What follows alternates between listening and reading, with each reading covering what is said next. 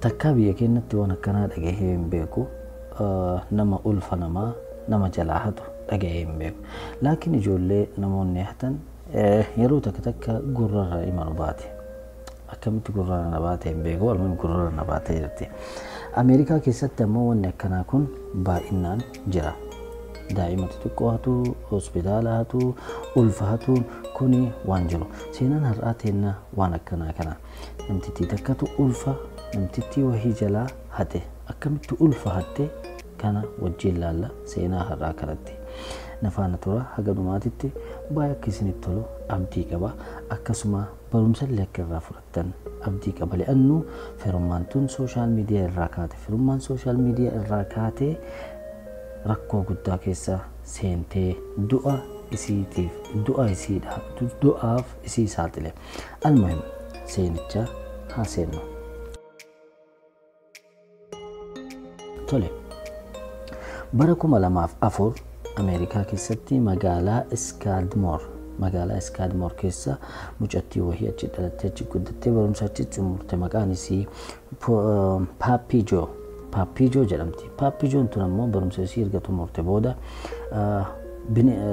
kana jaalatte, sareelee jaalatte. Bakka saree itti gurguranitti qaxaramte. Baay'ee waan jaalatuuf yaani gosoota saree hunda beekte. Almuhim achitti hojii ofii jalqabde. San booda mucaa daa'imummaadhaan wal beekan tokkotti heerumte. Mucaa kanatti heerumte. Akkuma heerumte hin ulfooyte. Bara 2004 kana keessa ulfa qabdi. Ji'a 7ffaa keessa jirti.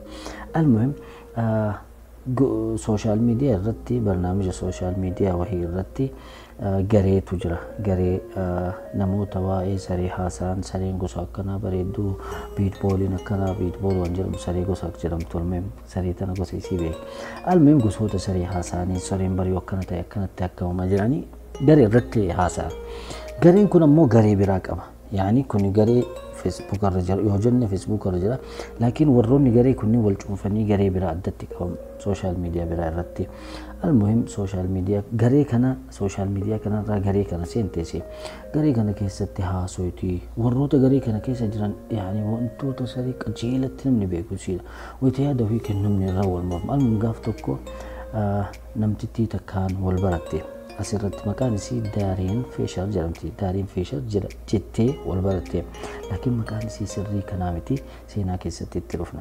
Almuhim Daariin Feeshariin tun Paappii Joo tanaa wal baratte. Wal baratanii walitti dhufeenya qaban. Yaani walumaan haasaan jalqaba kana. Booda gaaf tokko namni wahii Paappii Joo tanaan wal morman garee irratti. Wayita wal morman Daariin Feeshar irratti dhuftee ati maal beektu waan isiin barbaade saree qajeela beektu waan isiin jettu hundinuu sirri jettee isirra gobsite. Yeroo isirra gobsitu kana Paappii fi Daariin tun firummaan isaanii jabaataa dhufe. Yaani hiriyyaa ta'an jechuudha.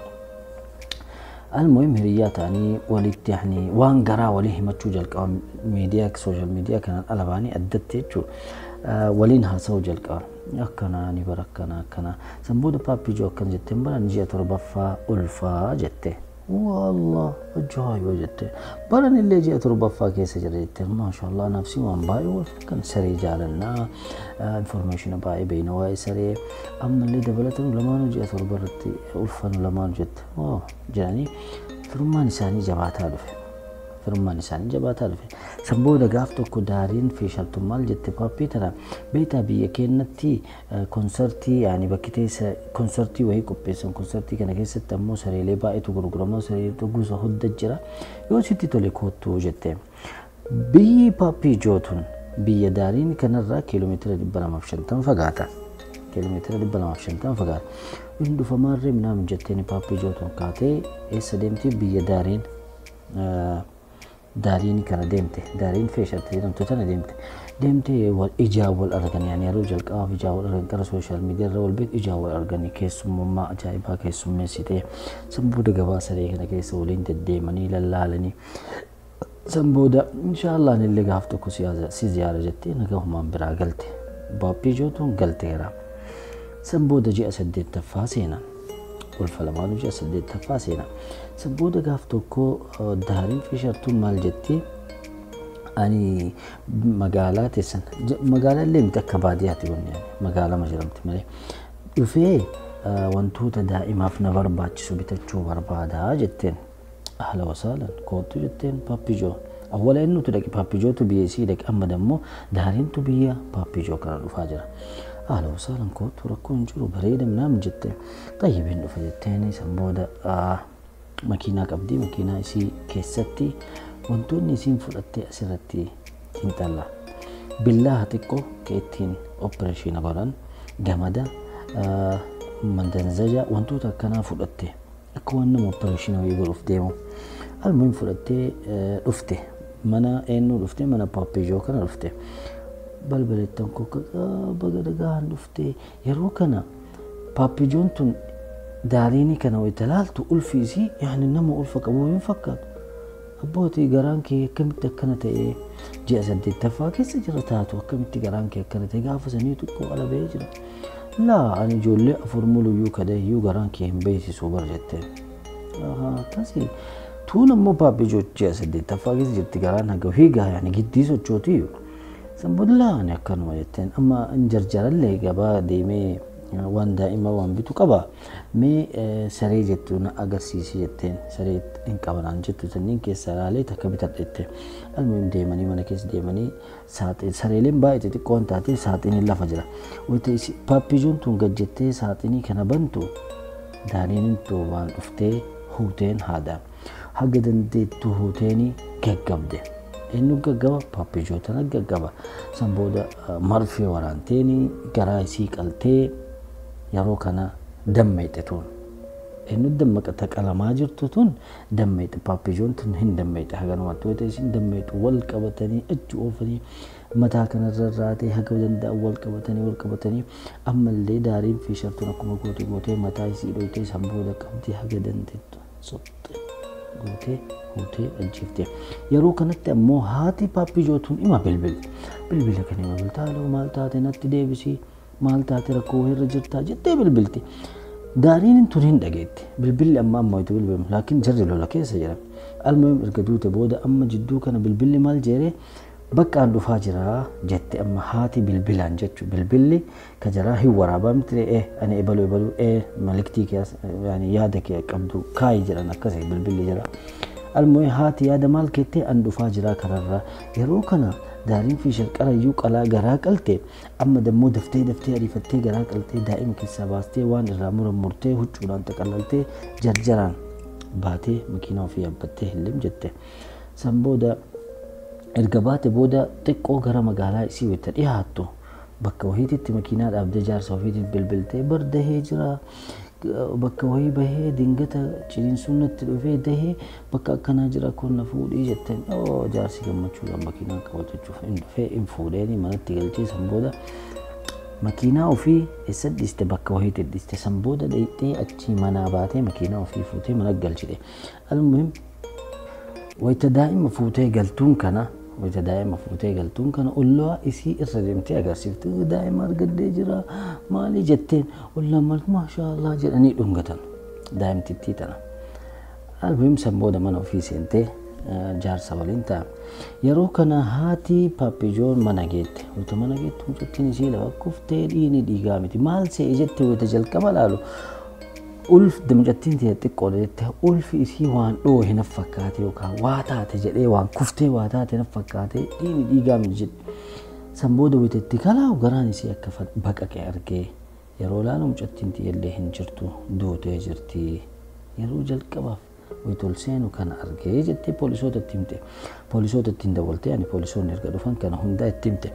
Yeroo kana poolisoonni alaaxuulii beekan yaanii gochi kun gocha hanna daa'imaati. Wanni kun ammoo Ameerikaa keessatti baay'ee beekamaadha. Maal jedhama? Ampar jedhama. Yeroo kana alaarmii ampar jedhama yaanii beeksisanii xaabiyaa hunda irratti beeksisanii daa'imti xiqqoon akkana hatamtee jedhan. Warroota ollaa wayita gaafatan ammoo warroonni ollaa makiinaan diimtuu wahii dhuftee as turtee deemtee jedhan. Amma jarri marrajaa takka hin qaban dhiyeessuudhaaf maal jarri makiinaa diimtuu wahii ta'ooftu mana akkanarraa daa'ima hatte laakiin yaani daa'imti durbaa dhiiraa wanni beekan tokko hin jiru.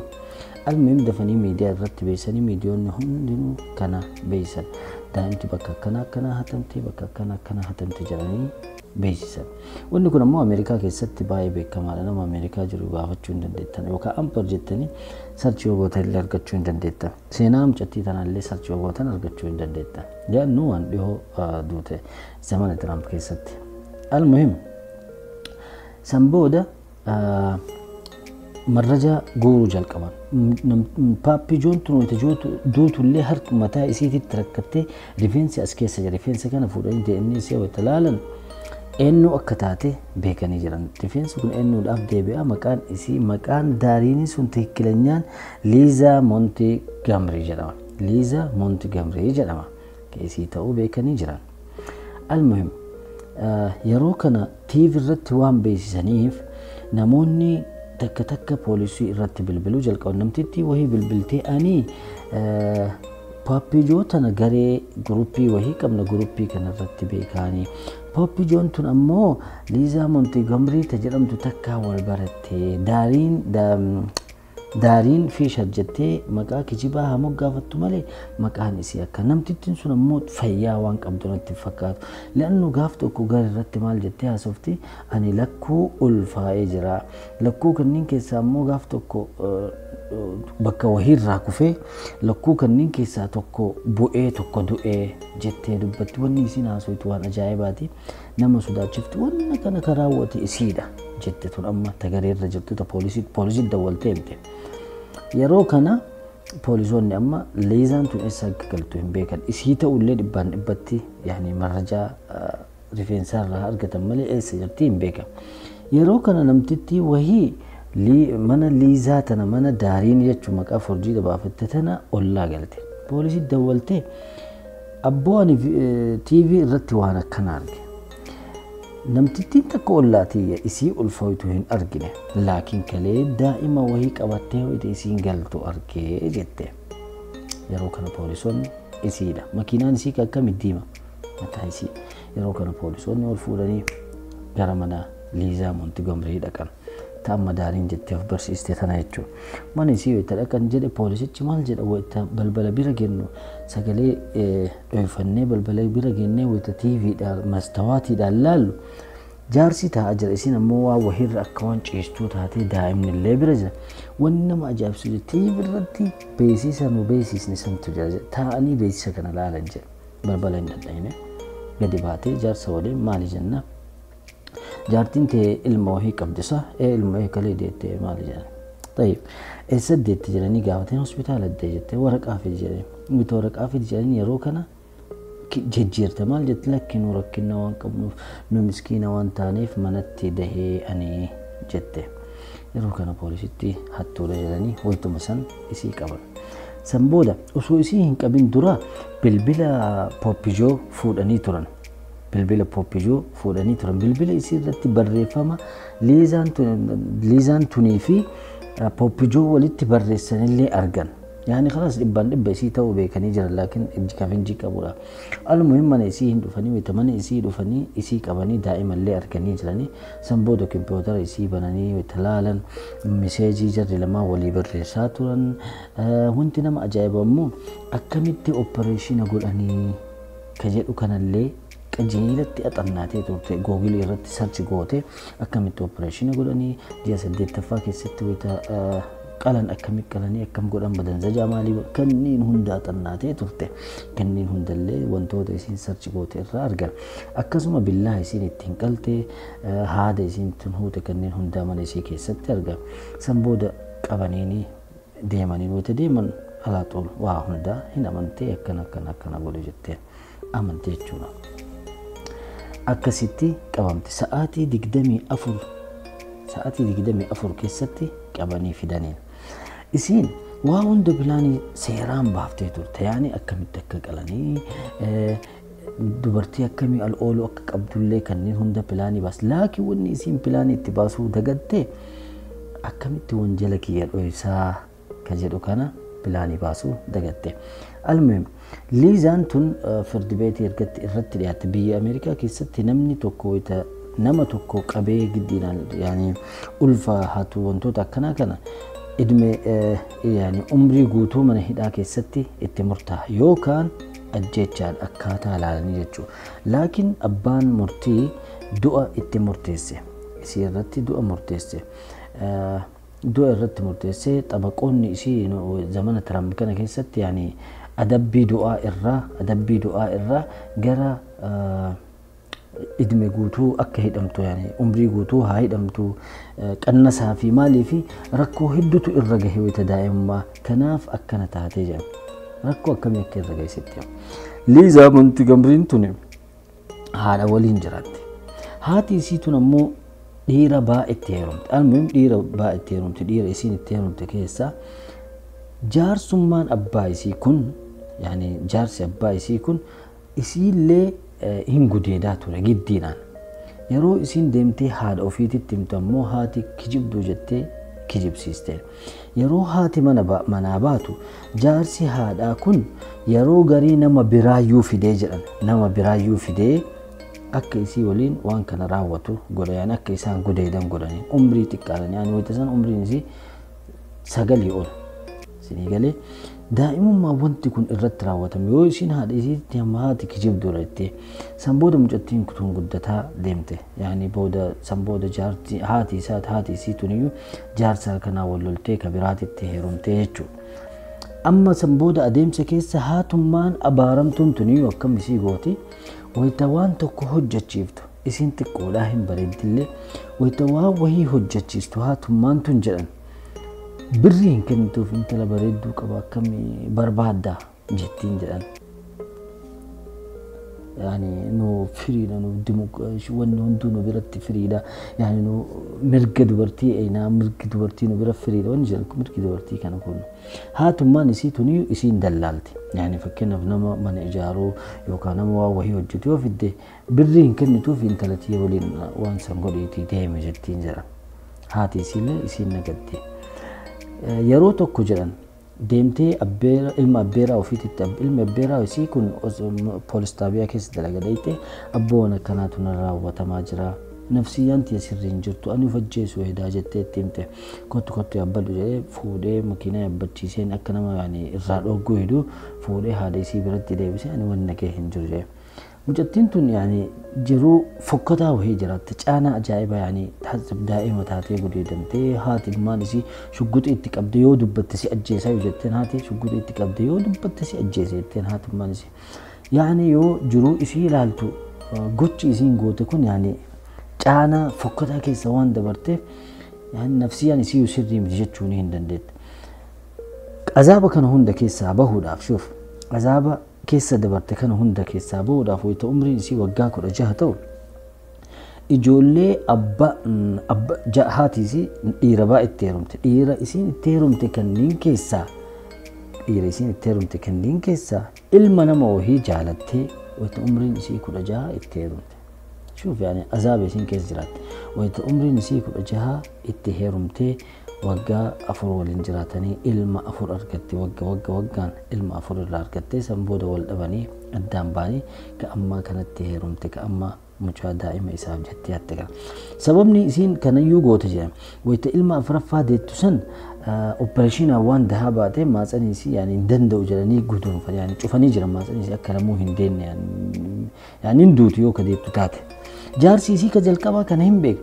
Jaarsi isii ka jalqabaa kana hin beeku. Isiin ulfa jettee wayita isiin dubbattu jettiin akkamii ulfooyti jedhee ajaa'iba yoo jedhama. Hattan firdi beetii dhaqee kassasee firdi beetii yoo dhaqee kassasee abboo jaartiin teetuun maraattuudhaan ulfa jettee dubbatti ofii isiin ulfaa hin dandeettu lannoo gaafa 4ffaa deettu maatsanii ani ijoolleen na biratti haa guddattu jettee gizee na bira haa guddatu jedhee gizee baay'ee kassaseen isiin ammoo kissii kana ofirraa buusuuf jecha jaarsi isii kana lammaffaa kana qabachuuf jecha gocha kana hundaa raawwattee deemtee namtittii san ulfa san jalaa hatuudhaaf yaaltee jedhama. Almuhim dhuma dubbii jiruu caana akkanaa keessa jiraattee san booda wanjala kana dalaydee jechuudha yaani daa'imni namni tokko daa'imummaadhaan yoo ijoollee ofii seeraan hin guddisin gaafa guddatte yaani isin bakka waan hin taane dalayde. Almuhim Liizaa Montigomriin tuni yaani hattan Tiraamp biratti wasxaa erganii fi murtii du'aa irraa gara yaani hidhaatitti haa jijjiiramuuf jedhanii gizee baay'ee mormaniif laakiin homaa beetanii Tiraamp akkana jedheeni guyyaa 19 guyyaa 13 baruma kana keessa 2021 keessatti 13 yuunaayiriin kun arabeeffaan yookiin juulaay ta'a ingiliffaan almuun hin beeku 13 juulaay ta'uun oltu ingiliffaan yuunaayiriin kun juulaay keessa musaqqalamtee marfee summiitiin yani marfee doktoroonni ittiin nama ajjeesan marfeedhaan waraananii akkasitti ajjeesan osoo ajjeesin dura akkana jedhanii wanni dhuma dubbachuu barbaaddu yookaan carrasii kennamu wanni dhuma ati jechuu barbaaddu jira osoo isin ajjeesin yani kursirra taasisanii marfee osoo waraanii dura wanni jechuu barbaaddu jira jedhanii gaafatanii xiqqoo erga cal'iste booda akkana jette homa wanni an dubbadhu tokko hin jiru jettee san booda marfee waraananii liizaa muntigamriin akkanatti addunyaa tana irraa boqattee jechuudha wanjala hagana gahu hojjettee wanni nu beekuu qabnu jiru tana keessatti sooshaal miidiyaa irratti namoota hedduudhaan wal barachuu hin dandeenye laakiin wayita nama wal barannu masxanqaqaa guddaa gochuu qabna isiniin jechuu barbaada akka isinitti tole abdii qaba seenaa biraatiin seenaa haaraa seenaa dhugaa ta'een haga walitti deebinutti nagaan naaf tura seenaalee Itoophiyaa keessatti uumame wantoota akkanaa soqaa jira wantoota akkanaa wantoota biraallee taatu almuun soqaa jira hin arganne haga ammaatitti inshaallah gaafa argadde isiniin gaa seenaan sarchi gootanii wantoota ani irraa hin dubbanne yookaan hedduu jiraachuu danda'a sarchi gootanii dubbisuu hin dandeettan googilii irratti liizaa montigar namtichi jedhamtu yookaan yookaan isii Poppy Jo seenaa isii jettanii